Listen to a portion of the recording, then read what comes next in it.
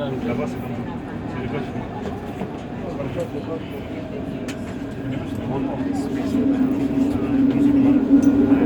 Bonsoir tout le monde, bonsoir mesdames et messieurs. J'ai un message à faire passer pour 5 minutes rapidement.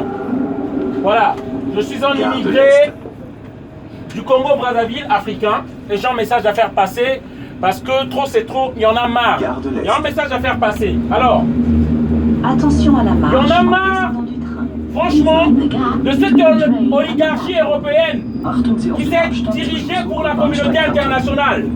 C'est pourquoi je voulais expliquer d'abord. Je suis un immigré. Je viens du Congo-Brazzaville, un Africain. En 1997, Jacques Chirac a donné les armes à un despote, à un assassin qui s'appelle Denis Sassou Nguesso, qui est venu, qui a fait la guerre chez nous, a pris le pouvoir par les armes. Et nous, on était obligés, moi personnellement, obligé d'immigrer vers la France. Pourquoi je fais ce message-là? Simplement parce que les gens ne sachent pas la vérité, ce qui se passe en Afrique. Ils pensent que les Africains qui viennent ici, c'est à cause de la misère, à cause du camembert français qu'on est en train de suivre. Mais il faut savoir, il y a deux idées, ou si je peux le dire, deux événements qui font que les gens immigrent. On ne quitte pas nos familles par la joie. On ne quitte pas nos familles, on ne laisse pas nos familles en Afrique pour venir rester en France avec la joie au cœur. C'est avec un déchirement de cœur que nous venons ici. Voilà. Et il y a deux événements, soit une déstabilisation politique ou économique qui fait à ce que les Africains quittent chez eux pour venir en France. Donc moi-même, je suis la victime.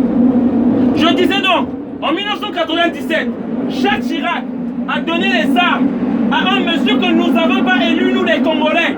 On ne l'a pas élu. La France, donc, de Jacques Chirac, lui a donné les armes pour venir faire un coup d'état chez nous et prendre le pouvoir. Pour les intérêts personnels d'abord de Jacques Chirac. C'est ce que vous entendez parler des mallettes de la France-Afrique. L'Afrique n'est pas pauvre parce que notre continent est pauvre. Nous détenons 60% des richesses mondiales.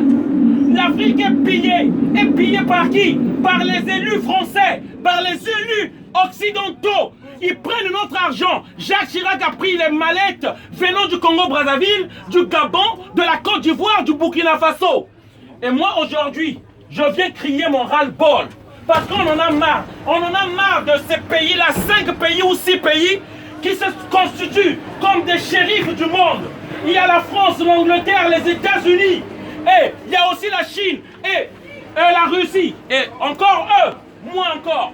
Mais ces gens-là qui se constituent comme des shérifs du monde, qui pensent qu'ils savent ce qu'il faut faire dans les pays. Aujourd'hui, le deuxième drame au monde, c'est ce qui se passe en RDC. Plus de 8 millions de morts, 10 millions de morts. Et cette soi-disant communauté internationale n'en parle même pas. On tue les enfants, on viole des enfants. En RCA, on viole les enfants. Cette soi-disant communauté internationale, elle n'en parle pas. Ils sont là pour leurs intérêts. Et ils s'érigent comme les shérifs et les juges de ce monde. Il y en a marre. Moi, je suis un immigré. J'avais même pas besoin des papiers français. J'ai été obligé. Par rapport à la déstabilisation politique et économique de mon pays. Je suis ici en tant que chauffeur de bus. Je prends le boulot d'un Français. Ce qu'un Français devait faire.